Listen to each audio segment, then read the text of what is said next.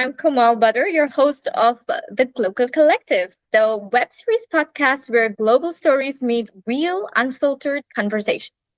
We're here to talk to the people building, breaking boundaries, and making moves across different industries, borders, and cultures. So if you're ready to think bigger, you're in the right place. Today, I would like to introduce you to a very interesting guest. His name is Kyel Teplizki, and he's the founder of Recruit. Initially, Kyl was interested in becoming a musician, but ended up having a full fledged recruitment business in Dubai. Kyl, tell us, how did that happen? So music was like everything to me. It was like I set my vision to, that was all I could think about for my entire life. But I kind of, when I came to Dubai, the goal was still the same. Like, I think I looked at myself as like, the goal wasn't necessarily to be the world's best musician or to do any of that. The goal was to still like provide for my family and still create a business or create a source of income. So I just took the same kind of mentality that I had with music and the kind of work ethic, and then you can do anything. I think if you want to work at something and learn something, you can literally choose to do anything you want to do. Of course, and I can see that in your work as well. If you really wanted to become a musician, you would have done. And I know that from your Agreed. stories, the way you post things as well, you have done so much to achieve that dream. But what brought you to Dubai? I know you were very young when you came to Dubai, and not many people who makes it in that early age like you have done in Dubai. So what's your secret? When did Yeah. you think that Dubai is the place that I want to be in? Yeah. So my I had a family friend that had been here since like, I don't know, 2003, 2004. Long And time. luckily he just through chance, I don't think he necessarily meant to go into it, but by chance he ended up as like the fourth or fifth member of the Bizzle. And The he Brazil has used to lots be of a cool. big thing back then, right? Exactly, yeah. I think he told me the story of like when he first got here, I think he done a couple of random jobs, and how people were promoting properties at that time were like Golf News and Khaleej Times. So you'd go Yeah. into the dentist or you'd go to whatever, and you just see have the newspaper or magazine, and then at the back it would tell you all the properties for rent and for sale. And so the Bizzle, even though I don't know the numbers on this, I reckon Rightmove and Zoopla and a couple of other prop tech companies started in the US and in the UK a lot before. Dubai wasn't very quick to adapt. Hmm. And I think it was a real struggle from, I can't remember the actual, I think it was 2003, 2004, they kind of set up around that time. And it took them quite a lot of time it was a battle. Like, you're not just trying to sell them something, you're trying to Yeah. change the way they think, because they're like, why would I give you 10,000 dirhams to promote myself online when I could just pay 1,000 dirhams to just be in a newspaper or whatever the prices Absolutely, were. absolutely, yeah. But through that, he obviously worked with all the real estate companies from 2004 up until like 2016, 2017 when they merged or when they sold. And you're looking at some of these legacy companies of like your DeBizzles, your Allsop and Allsops, your England Volkers, your Hmm. Edwards and Names Towers, in the people market, at yeah. Uniques, people that have been here for 10, 15, 20 years. Yeah. And so when I came here, he was like, look, come and see if you like real estate, see if you like the industry, see what's happening. So I interviewed with a lot of the companies, and just I wanted to get an understanding, see at this stage I've just come off of 14 years, I would say 14, 15 years of me wanting to do music. Yes, Um, and that's very interesting. From music yeah, to real estate. yeah. So again, like I put everything into the music in my mind, not necessarily my life, but in my mind, I was like, that's all I can think about. Mm. And then so to come out of that, I was a little bit lost. I was like, what is the next step? Where do I want to be? And so yeah, I came to Dubai, met a load of companies. That was nearly 4 years ago now, and even some of the people I knew then, really impactful on me now as well. Even when I first got to Dubai. But from there, it was kind of, I made a decision to put everything into it and just learn it. And I would say it took me first year of just like, you have no idea. You're saying words that, you're saying Chakisi and stuff like that. And you're like, I know that is a word, and I know I'm saying it in the right setting, but I don't actually know what that word, like the actual word, even There's though it is so foreign many to me. It feels difficult terms, when it comes to real estate, there's just so many difficult terms. yeah. And there are so many different ways to do things as well. So it must have took you a long time to learn. It's just like something new. I think in any kind of industry or job, there's a load of like local terms that you just kind of get used to. Even when I started recruitment and people kept saying to me JD, and I was like, oh, I don't like think. And then okay, job description, and you kind of get used to it. And like Yeah. all these things that they're not so far fetched that you don't Yeah. like. I've spoke to some really intelligent people, and they're talking to me about. I remember speaking to this guy about pretty much a scientist. He does like semiconductors, so it's so far away from what we kind of do.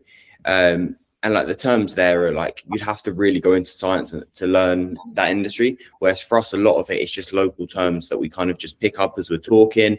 And so that was it. I just I made it a mission to just go and speak to everyone or anyone that I could. I'd take people out for lunch and coffee and dinners, or just knock on their door and just say, hey, look, like this what's happening. And people are always happy to talk, like especially if it's about them or an industry that they care about. They're always happy to share an idea of what they're doing, or what they should have done if they were in my position, or whatever it could be. So it's always good to ask for help.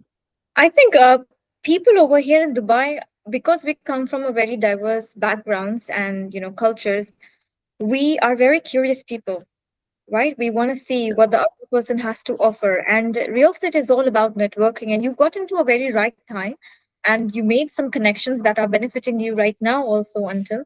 And Yeah. you are not a person who will just make a relationship and just leave it at it.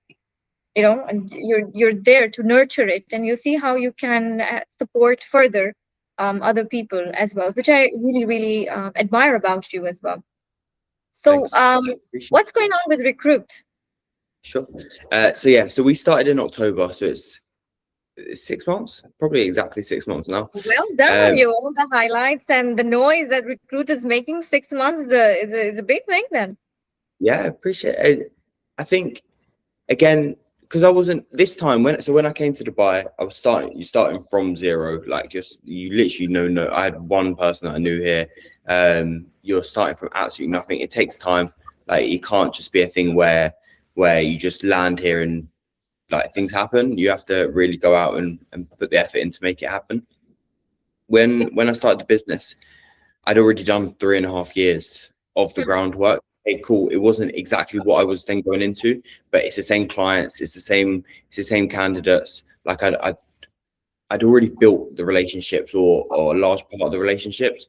And so then the next step was just shifting what I'm offering. Instead of saying we're going to help you on the tech side, I'm going to help you actually build out your company.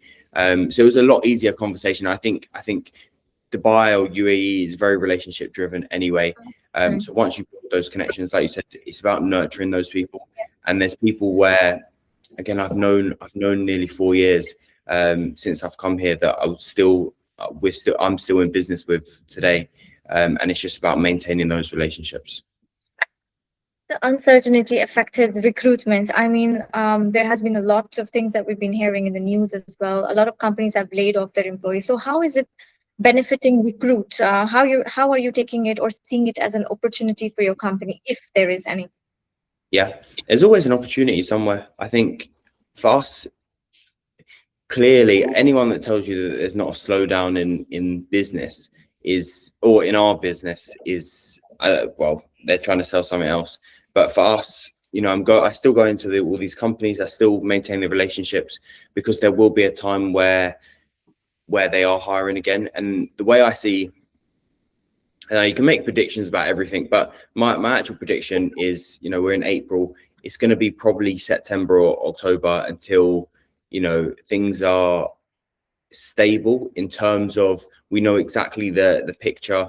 We know, even this week we've had schools coming back, so they're going to start Yeah. again in 2 days. So it means that everyone, all teachers that were, out of Dubai or out of the UAE, parents that are taking their children to go to Europe or whatever and do distance learning, they're all going to be coming back. So we felt the roads have been Yes, busier since yesterday and today. yes, So we don't really have a full picture of this next couple of months because we've got April, May, June, and it always gets slower around July, August, July and August anyway. September it starts to bounce back in terms of the roads busier, people yeah, returning from their travels. And so that's a natural thing anyway. Now we've got the uncertainty of where do the prices go, and everyone's looking around saying, okay, cool, well, we can get some deals right now. Is the price, are the prices going to drop 10, 20, 30%? No one really knows is the honest answer. There could be a massive bounce back where it's like, actually, we've seen how well Dubai has handled everything, which they have. Do we have even more confidence in the market? Maybe. So the prices can go anywhere. There's no one can tell you for 100% where it goes. But regardless of that, after September, October, we'll have a clear picture of where they're at, where the market is, and which means that people can then make predictions of like how big their workforce is. Okay, cool. We need to be hiring more managers. We need to be hiring more mhm. recruiters, more marketing, whatever it is. But Yeah, what you're I gonna say think, something? but what I think is that like this time at the moment, we must have lost really good talents as well. Companies had to make some Yeah, hard decisions and so on and so forth. I think this time for yourself, for Recruit, it's a great opportunity to gather all the data, gather, yeah, prepare those people, and see when the market starts again booming, and then how those talent perform and where you can fit them in. yeah, exactly that. And that goes back to the relationships. Like Yeah, if you can maintain good, and this goes for any industry. Like I say this to the actual real estate brokers as well. If you can maintain, pardon me, if you can maintain good relationships with your sellers and your buyers throughout this next 6 months, then there is no logical reasons why they go anywhere else. There, even if it's on a friendly basis, checking in with people, saying like, how are you coping? What I have it with a tenant of mine, and we just check in with each other, and we just say, like, she right now she's stable with her job, but it's just looking at what changes in both of our lives, because at the end of this, it's just like a people thing. Like yeah. if you can be humane on every level, people will just react to you, and people will just, they'll want any business that happens, they'll want to do it through you. Absolutely. Um, we spoke about your achievements and what's next for Recruit. I also want to reflect back a bit and ask if there has been any time that you felt like you're failing. Starting a business is everyone's dream, being an entrepreneur. Yeah. And have you ever thought in this 6 months of your journey that, things may work out or may not work out? And how Oh, did you overcome yeah. that feeling? I think I don't Your know if smile that tells me feeling something, Kyle.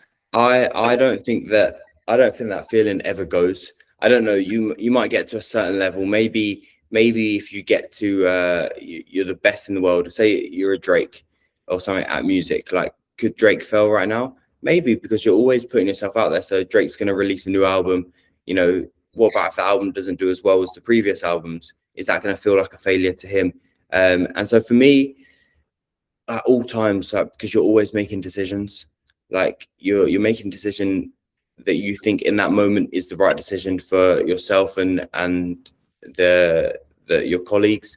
But what about if it's the wrong decision, and then it affects everyone? So yeah, I don't know if there's ever a moment where you feel like you're not going to fail, or you have to have a belief that no matter if you fail this I time and have the to next keep time and the going. next time, you keep going, because you will get it right. And over this last 6 months, there's been so many times the sleeping pattern has been probably the most affected, because you question, like, when I'm speaking to people, I don't question myself because I feel like I know what I'm doing, or I have a belief that that is the right thing. But then when you're laying in bed or early in the morning or 3 o'clock in the morning is usually the time for me where I've kind of woken up out of sleep and I'm thinking, oh, maybe I should have done like this, or maybe we should do this, or what about if this doesn't work out?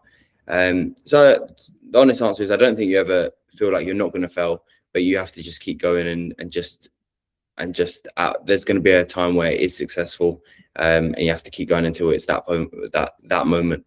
And is Kyle happy with what he has achieved? Yeah, always. And the 24-year Kyle, would he be happy knowing that you didn't make it in music, but you made it in real estate? I don't know. That's such a hard question. The honest answer is I can't remember being 24. I can't remember. So it's 4 years ago. So I honestly have no idea. I always had this reoccurring image of like, I had an image of like being at a festival. So you'd have like 50,000 people in front of you, and you're coming out and like, the crowds cheering and everything like that. But then as I got a little bit older, I would say like 18, 19, 20, I started to get into more business side of music. Then I had a vision that I would be managing an artist. So I'd be working with an artist and it would be them at the front stage, and I'd be looking and being like, okay, cool, I made that happen. And I haven't had that vision in years. So maybe my life has changed, and maybe that exact dream is not there anymore. But I think there's so many ways to be successful, or so many ways to skin a cat, I think is the right saying. So would I be happy? Yeah. We're on a mission. So I think no matter what comes up, what Exactly. We gotta what make it door you choose to go through. pivot. Yeah. That's what we all are about. And resistance, that's all we have been speaking about from the last few weeks, during the situations that happened in the Middle East and so on and so forth. What advice would you give to someone thinking about making a move to Dubai right now? And what would it be? And how can you help and support them?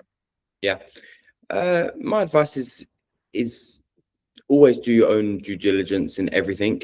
So, some people might feel like it's the wrong time. I wouldn't look at certain aspects of, if they're coming from outside of the UAE, I've seen stories and stuff like that. I wouldn't look at the safety aspects. For me is like, me and my brother have both been here. If I felt like it was unsafe at any moment in the last nearly 2 months, we would be on the first flight to Thailand or Bali or back home. So the safety aspect is not something that and it's not that we don't care about, it's that I just don't feel like that's been affected at all. Not to downplay it, because obviously it is a situation. We call it a situation because it is a situation. It's not nothing, but for us that was just not a concern for us. In terms of if you're coming over for real estate, you want to do your own due diligence. Is this the right time for me? Can I come here and make an impact? Because the problem is that it was hard. Real estate has always been hard. Like, it's never been an easy thing.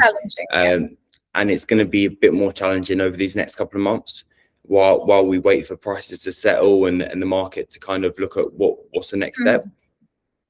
So you want to look at, okay, how can I go over there and really impact the market? If you're coming over here, traditionally it would have been a little bit easier because you'd come in, you start picking up listings, you can start in rentals and things like that. Now maybe the rental market might be slightly affected. It's so hard to know. The best thing you can do for yourself is your own due diligence of how you can make a positive impact for yourself and for the market. And you're coming over at the time where you feel like that's the right moment for you. And what's next for Recruit? For us, it's just keep building the team for this year. We haven't got every company, but we've got really good connections with a lot of companies across Dubai. So it's just keep working with the people that we're really happy with, and hopefully they're happy with us. And then looking to expand into other industries. For us, I love real estate. but it was always making sure that we have a solid foundation so that we can positively affect other industries and build other teams. Because it is just that if you can help a company build and bring in good people for a real estate company, then you can do the same. You can do the same job, or in a different industry, Yeah. but just using the same skills that you've got. I think real estate have taught us already a lot of things. And while you being in the recruitment, you are dealing with different people, different mindset, and how they're coming from different industries as well, and trying to get into real estate, or getting out of real estate as well. So you may have been doing a lot of consultancy work when it comes to recruitment as well, speaking to people. Yeah. And like you rightly said, that yes, everybody can do it in different industries. The only thing that matters is the connection that you build, and how you are going to sustain it. Yeah, exactly. So for us, like, real estate is so many different pillars, or there's so many different kind of sectors within real estate. So you've got the technology side, which I had, in all fairness, I had 3.5 years of experience within the prop tech industry. So Right. you're speaking to developers, you're speaking to engineers and people, product owners, and so there's a direct correlation within the real estate Yeah. industry if you're going into prop tech, and also like things like fintech as well. So that's something that I've always been interested in anyway. But again, it's getting our foundations. There's no point trying to do everything because you'll end up doing nothing. Let's Absolutely. just be really strong in Just what take we're good at. one step at a time. Yeah. Exactly.